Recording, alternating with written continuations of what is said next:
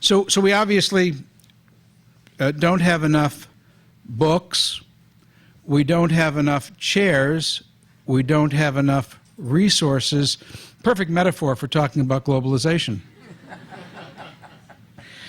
From the Google.org and Google Foundation side, I'm particularly happy to welcome Joe Stiglitz here today, because he's been writing about globalization and trying to carve a Goldilocks, middle-of-the-road approach between sweatshops that are enslaving and sweatshops that are liberating, which is, I think, a lot of what he's going to be talking about today. For those of you who don't know his background, it's like a litany of the top accomplishments in the field of economics. And I'm just going to read them to you so that you, after hearing them, are terrified to ask him a question. We'll start off with a small one when he won the Nobel Prize for Economics in 2001 with Michael Spence and George Akerlof for contributions to understanding how asymmetries in information change the behavior of individuals.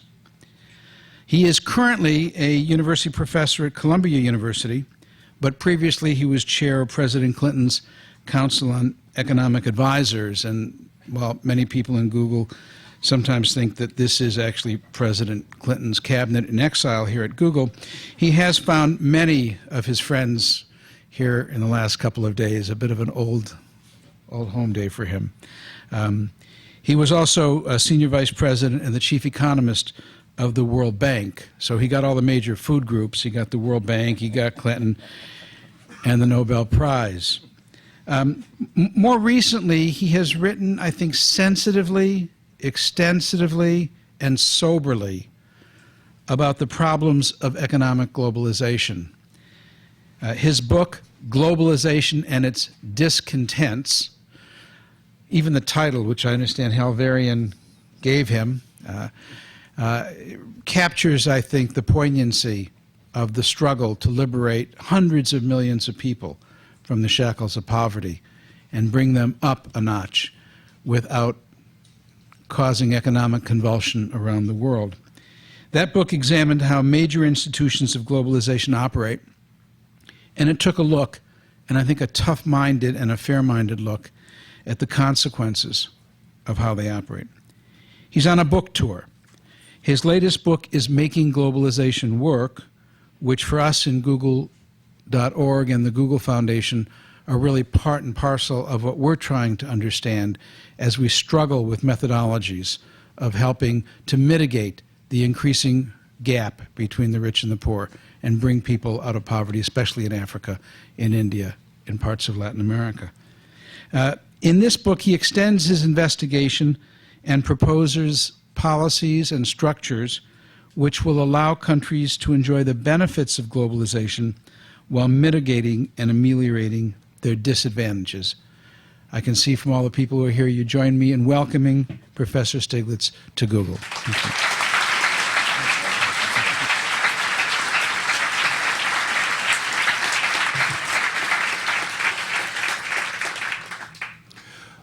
Well, it's a real pleasure to be here and to see so many of you. And as Larry mentioned, it's also when you see so many old friends that I hadn't really realized been here.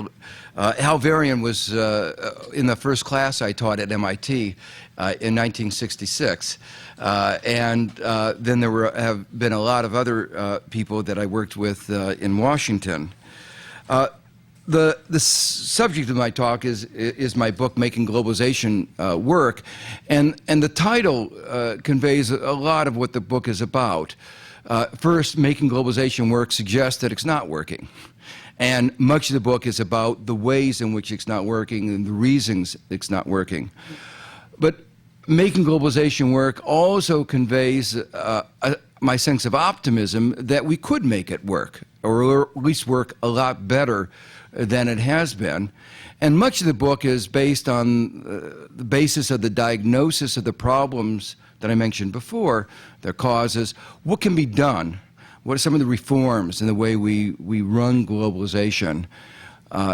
to make it work at least better than it's been for more people than it's been working before. Let me begin by trying to describe fairly briefly some of the ways in which I think globalization has not been working. And given the limited amount of time, I'll have to be very brief about this. At the beginning of the discussions of globalization, modern discussions, the hope was that everybody would be made better off. The expression was sometimes a rising tide lifts all boats. But a more apt description of what often happens is that a riptide destroys a lot of smaller boats, and particularly if there aren't life vests. What has happened in recent decades is that while economic theory had predicted that, and I'm supposed to turn on this. Okay. Well, I don't know if it'll make any difference. Well, economic theory had predicted that the disparities between the richest and the poorest would be narrowed. In fact, those disparities have increased. And not only between the richest and poorest countries, but also within most countries around the world, the level of inequality has been increasing. And globalization has at least something to do with it. Closer at home, the disparity between Mexico and the United States is larger today than it was. I was in the Clinton White House when we talked about NAFTA. One of the arguments for NAFTA was that it would do something about the six-fold differences in income across that border. Disparity in income, which gives rise to enormous immigration pressures, which have consistently been a problem. But, as I say, a decade after the beginning of NAFTA, those disparities had actually increased. And in some ways, if I have time and questions, we can talk about NAFTA contributed to that. Thomas Friedman has written a very influential book called The World is Flat. And a simple point I want to make clear is the world is not flat. And in many ways, the world is getting less flat. The good news is that 2.4 billion people living in China and India have been growing very rapidly. For a quarter of a century, incomes in India have been growing at 5-6%. This year it's expected to grow at 7-8%. Case of China, growth has been just under 10% for 30 years. And they've managed globalization reasonably well so that several hundred million people have moved out of poverty. But elsewhere in the world, globalization has not been managed as well, and there are these problems of increasing disparity. In some ways, the forces that Friedman talks about as having made the world flat have actually contributed to making it less flat. And he emphasizes in his book the importance of technology, of which Google is at the center. And what is so clear is that if you don't have access to that technology, and if you don't have the education to make use of that technology, you will fall farther and farther behind. And one of the problems is that countries like Africa, continents like Africa, they do not have access to those resources, to that knowledge, that education, and that is one of the reasons that the gap has been increasing. But there are other reasons. The international community makes rules of trade, and those rules are made mostly by the advanced industrial countries, and particularly by special interest in those countries for their own interest. And the result of this is that the last trade agreement, the Uruguay Round, 1994, actually made the poorest countries worse off. It wasn't just that the United States and the EU got the lion's share of the gain. The poorest countries were actually poorer than they had been before that agreement. There are other funny things, other ways in which globalization has not worked out in the same way that many people had hoped. The growth was supposed to be faster. In fact, growth on average has been slower in Latin America and Africa. It was supposed to be more stable. There have been 100 crises in the last 30 years. money is supposed to flow from rich countries to poor countries. In recent years, money has been flowing from poor countries to rich countries. On the other hand, talk about financial markets being able to slice and dice risk, move risk from those less able to those more able to bear risk, and yet a disproportion of the risk still is borne by those in the developing countries. When they borrow money in short-term loans, in hard currencies, which means that they have to bear the brunt of interest rate and exchange rate fluctuations. And this can have enormous consequences. I was a few years ago, I was in Moldova, one of the former Soviet Union republics. You have to remember that at the time we had said that communism was an inefficient system. Market economy was efficient. Moving from communism to market was supposed to increase their incomes. In the case of Moldova, it had led to a 70% decrease in their income, and poverty was soaring. But when we went there, 75% of the budget of the government was being spent on servicing the foreign debt. And the reason was very simple. They had borrowed in hard currency when their own currency was linked to the ruble. When when Russia had the crisis, the ruble fell sixfold, and the value in terms of their own currency of their debt increased sixfold. For an economist, it was interesting. We could see the process of de-development. You could see people going back to using horses and buggies. It was just a totally depressing scene. The whole country ran out of oxygen in the hospitals, and people on oxygen died the night while we were there.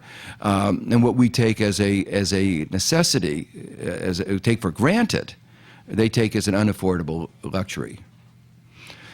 If there were only one country having a crisis, only one country not being able to pay back its debt, you could claim the problem was a profligate government. You could talk about corruption.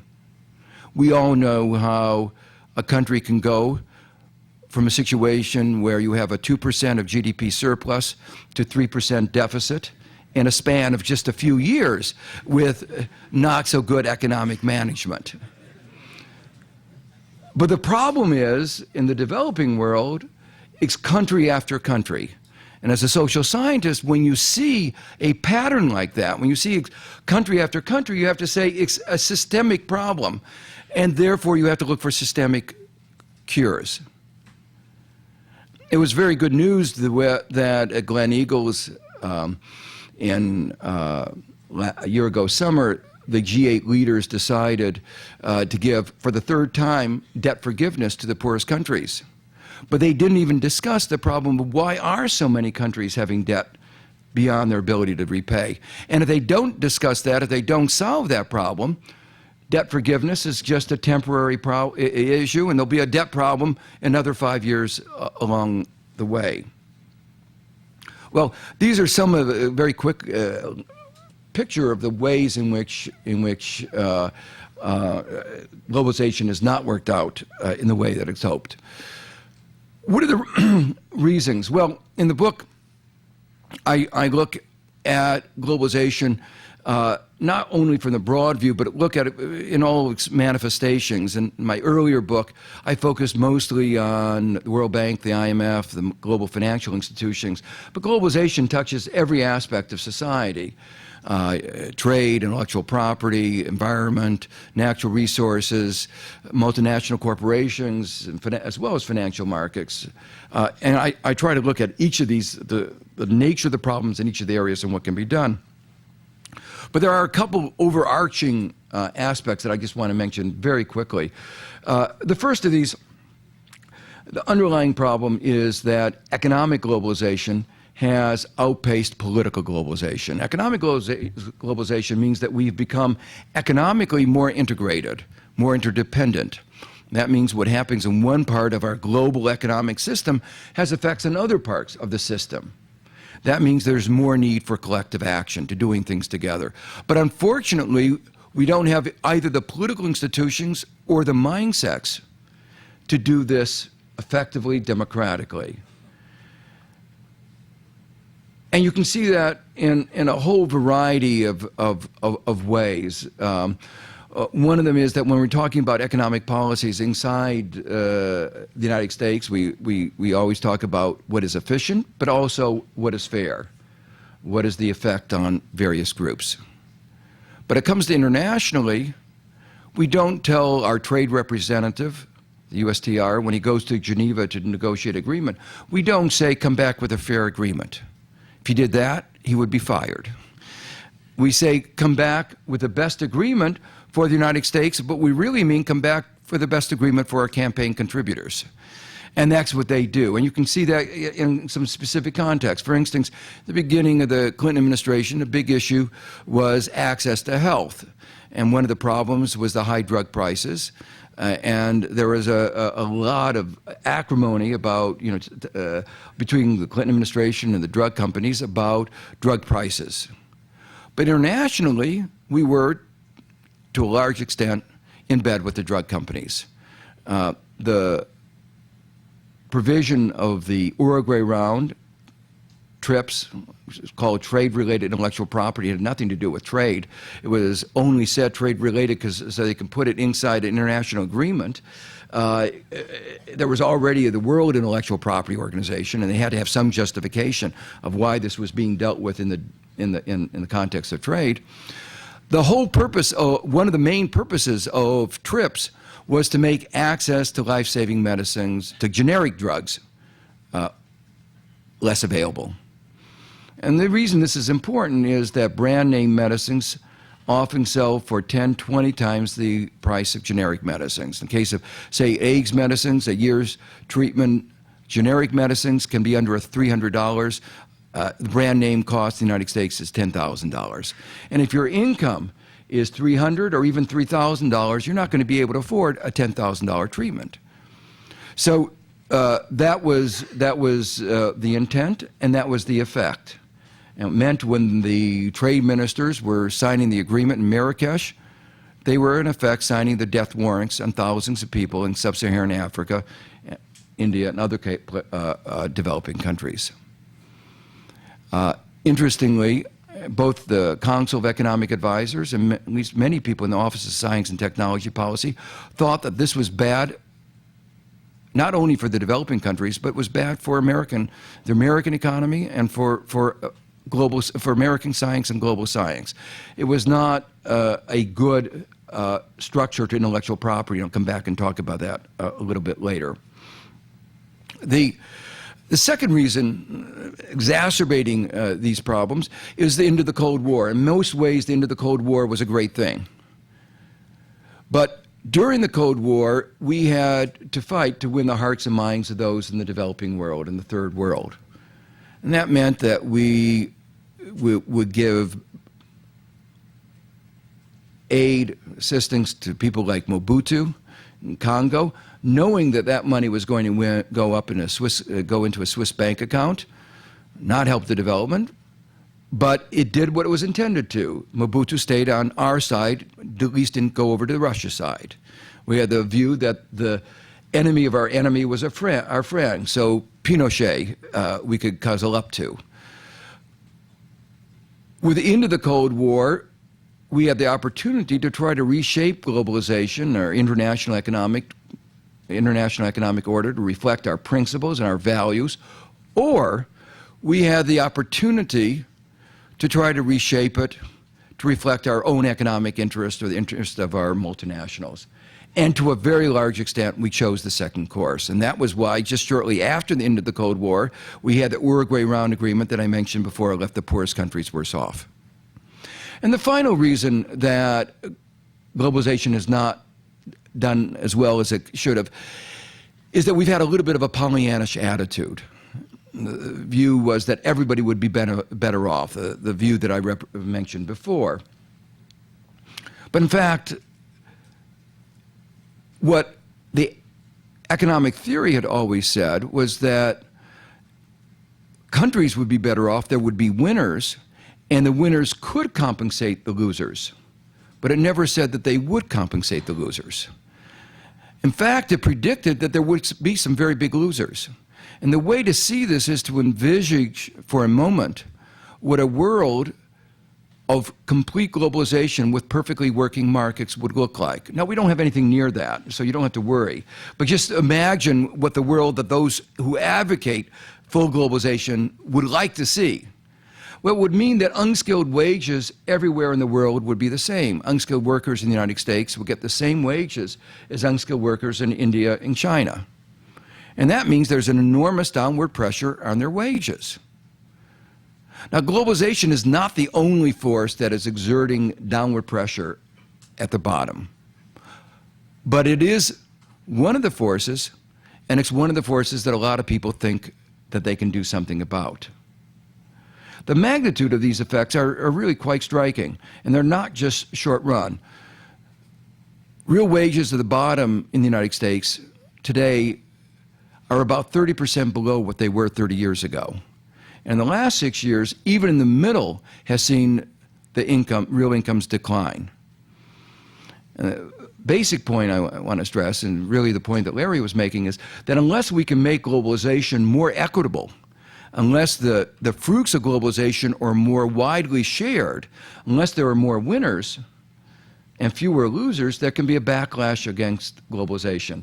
Now, some people think of globalization as something like medicine, cod liver oil, that you just have to swallow and accept, and it's inevitable. But that's not true. Globalization, as measured, for instance, by the ratio of trade to GDP or capital flows to GDP, was stronger before World War I than it was the interwar period. So there can be a backlash, and we've seen already inklings of some of that kind of backlash. And that's why this issue is extraordinarily important for those who are advocating globalization, and that the interest in making globalization work is really, I think, in everybody's interest. Well, as I said, much of the book is trying to describe in more particular ways how we can make globalization work in each of the areas that I mentioned. And given the limited amount of time, and I want to save most of the time for questions, let me just talk about two areas that I think probably are of interest to people here. One is intellectual property. And obviously in Silicon Valley, people think intellectual property is very important, and it is. And as an academic, I also feel it's very important. I'll tell you a little story that shows a little bit of the ambivalence that most academics have towards intellectual property. I was, about 20 years ago, I got a letter from a Chinese publisher wanting me to write a preface for a pirated edition of one of my textbooks. And I was actually quite enthusiastic, because I figured if 1/100th of 1% of the people in China read my book, it's a bigger audience than I'll get anywhere else in the world. So, you know, and you write these books, mainly, you do your work, mainly not motivated by pecuniary returns. The main motivation is ideas affecting the world, trying to solve some economic problems. That is the motivating factor. It's not money. So disseminating ideas was to me an unambiguous positive. But I thought before I wrote this preface, I ought to check with my publisher, and he went ballistic. Well, intellectual property is different from other kinds of property in that it creates an inefficiency. Ordinary property we think of as important because property rights are important. Everybody talks about property rights as a necessary part of the efficient market economy. But intellectual property rights creates an inefficiency. Why? Well, because knowledge, as economists call it, is a public good. To use a technical way of saying, the marginal cost of using knowledge, of somebody else knowing the knowledge, is zero. It's unlike ordinary goods like a chair. If one person's sitting in the chair, another person can't sit in the chair without high discomfort. But in the case of knowledge, after I've told you what I know, you now know it, but I still know it, right? I haven't lost it. Thomas Jefferson put it actually much more poetically. If you go to the Jefferson Memorial, you can see this, where it says, knowledge is like a candle. When a candle lights another candle, it doesn't diminish from the light of the first candle. Well, intellectual property not only restricts the use of knowledge, it actually gives a monopoly power. And we know that monopoly is very inefficient. So the question is, why do we do this thing, create this intellectual property that has such inefficiencies? Well, the answer is to motivate innovation. And that is, it plays a very important role in motivating, incentivizing innovation. It's not the only incentive. As I say, a lot of the basic research is done not with that as part of the incentive. There are other incentives that are just as important. But if you don't get intellectual property rights correct, you can have all the disadvantages without the advantages. And what I mean by correct, well, intellectual property has a lot of dimensions to it. It's the length of the patent or the copyright, the breadth, the conditions under which you can get it, a whole set of terms which affect, which relate to, that describe the intellectual property regime. And if you don't get the balance right, you get the disadvantages without the advantages. And historically, we've known about that for a long time. It's not been talked a lot about, but in the 20th century, the two most important innovations, arguably, were the automobile and the car. And both of those were almost stymied by intellectual property. In one case, the Wright brothers got a patent on the airplane after Kitty Hawk, but so did somebody else called Curtiss. And they developed what is called a patent thicket. Anybody wanting to develop an airplane had to pay both of them, and no one could pay both of them. And so nothing happened until World War I came along, and the U.S. government said it's too important to have an airplane to allow the patent lawyers to stymie the development. And the result of this was they seized the patents and decided who was going to get what and who was going to pay how much. And we got the airplane. More recently, the story, all of you probably know, the story of BlackBerry, where it had to pay $600 million ransom to continue to operate to a patent lawyer who had bought a patent from somebody else for a patent that had already been declared invalid in 2 other countries and probably will not be sustained in the United States. And yet the way our intellectual property regime works says that if you have that patent, nobody can trespass it.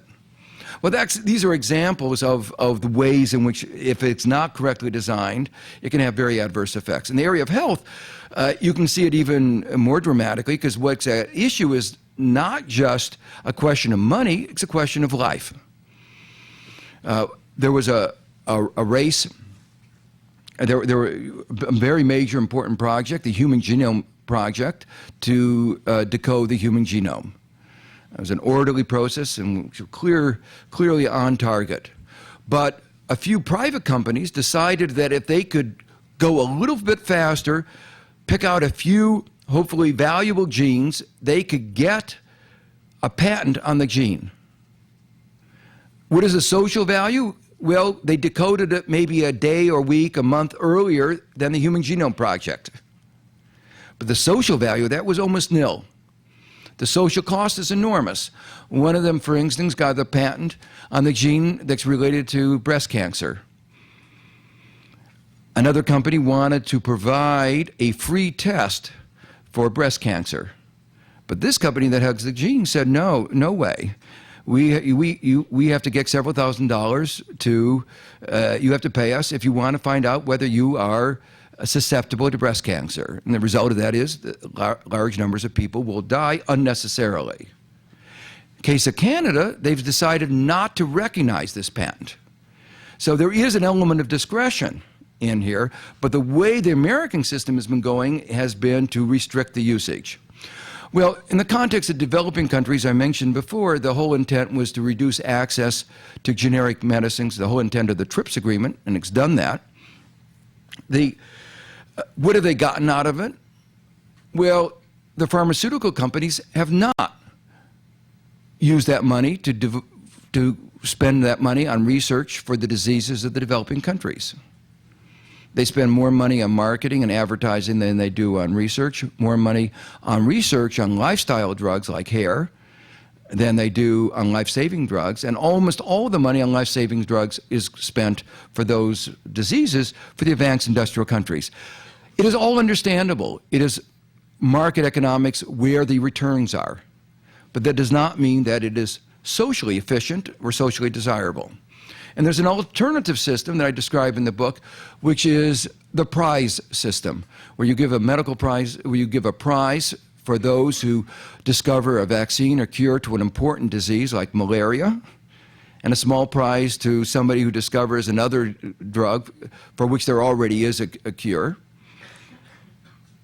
That would provide the resources, the incentive to develop, to do the research that we need.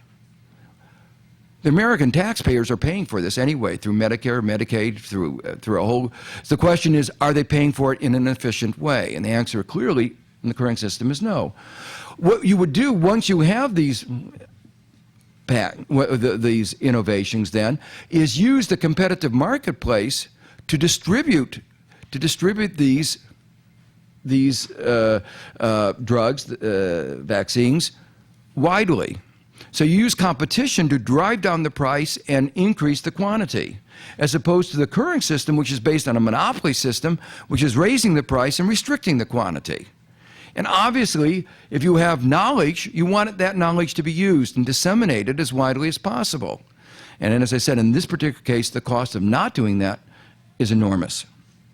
So that's an example, and it's an important example because it illustrates the general principle. You need resources to do anything. You need resources to innovate. Incentives matter. But too often, without thinking about things, we've wound up with systems where the incentives are not working in the right direction. And that there are ways of redesigning the incentive structures to try to use the resources that we have in a better way to direct them to have increased both economic efficiency and overall equity. Let me spend a moment talking about the environment. I spent a lot of time, a chapter in the book called Saving the Planet. The reason I talk about the issue global warming is twofold. It exemplifies the failures of globalization, the global governing system, but also even if we solve the problems of economic globalization, if we don't solve our environmental problems, it won't do us any good. So these are really first-order issues. I was on the IPCC, the Intergovernmental Panel on Climate Change, that reviewed the evidence in 1995, and then it was even then it was overwhelming. But since then, what has happened is made it even stronger. One of the things, for instance, we knew that the Arctic ice cap was melting, but we didn't anticipate to melt anywhere near as fast as has been occurring.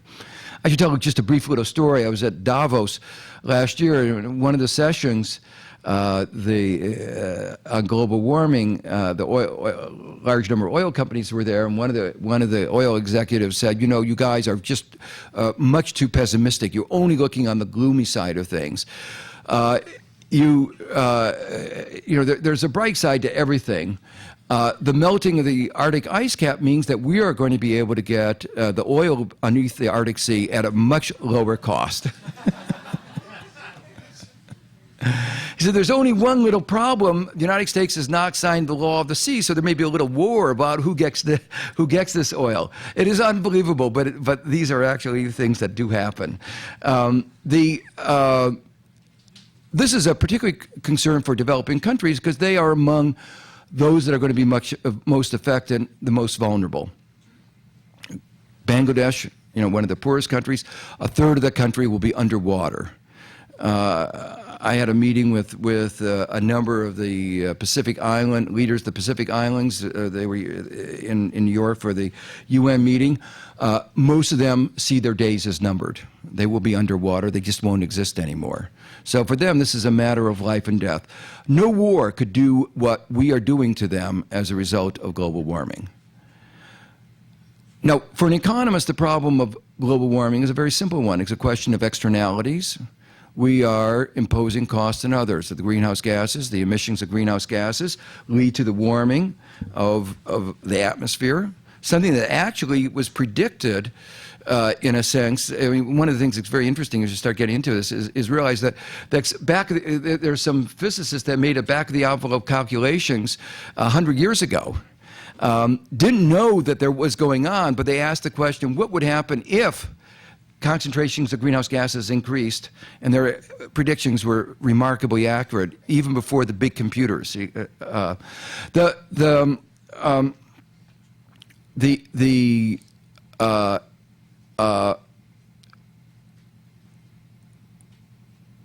I said, the global warming is going to affecting the most vulnerable the most, but we aren't doing anything about it. The way economists think about it is as an externality. Whenever there's an externality, you make people pay for the cost that they're imposing, and that means a tax, some kind of a charge, a carbon tax. And that was one of the things that the Clinton administration proposed in the beginning.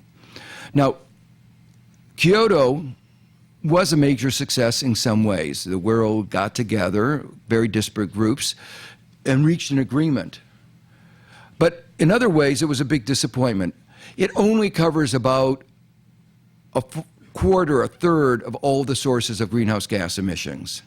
The United States didn't join.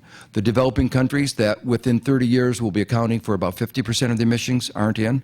And deforestation, which accounts for about 20% of the emissions, also is not a part of Kyoto. And so, as I say, much more was left out than was brought in. The Kyoto approach has reached an impasse. The problem is a very simple one, that it's impossible to get an agreement about target reductions between the United States on the one hand and the developing countries on the other.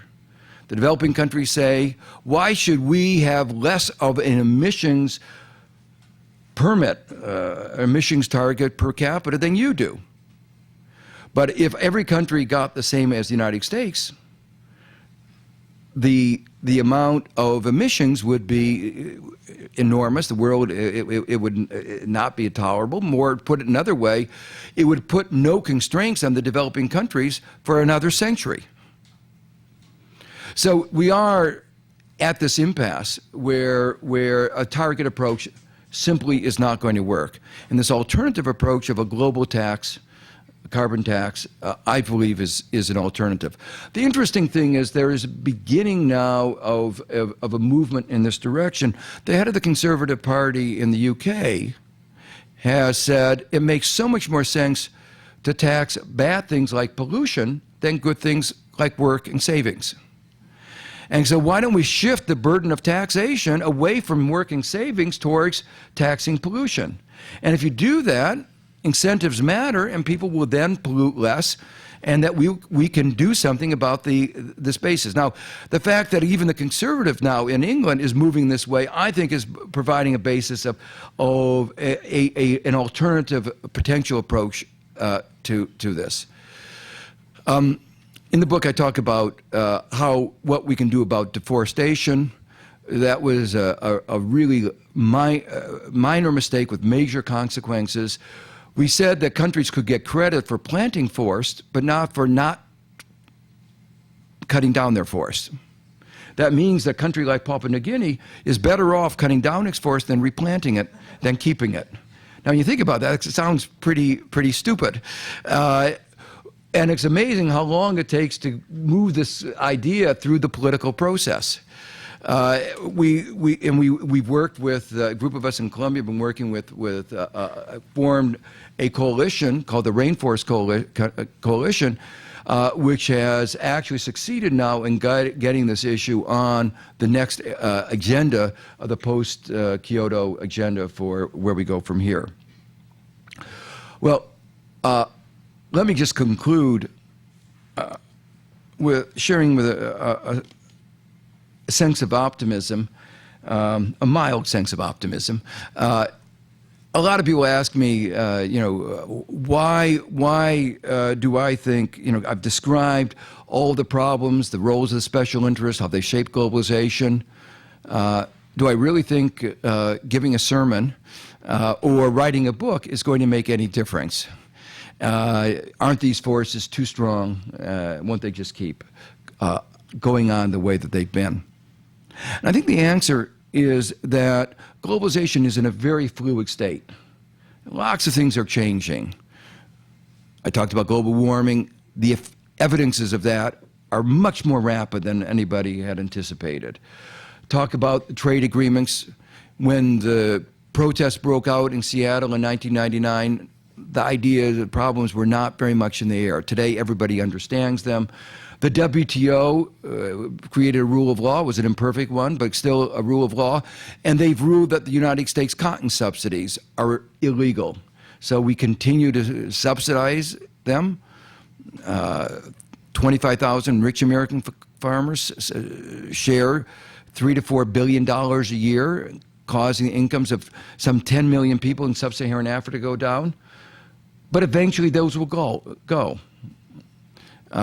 These are just a number of examples of things, the ways in which globalization is changing. The real issue, in my mind, is the following. Are we going to try to patch globalization, as it were, have a crisis, we'll deal with the problem, find some temporary solution, as the expression goes, kick the ball down the road a little bit till the next crisis comes along? Or can we make globalization work better by trying to think thoughtfully about the problems? Think thoughtfully of realizing that there are winners and losers, that we can redesign globalization to make sure that there are a lot more winners.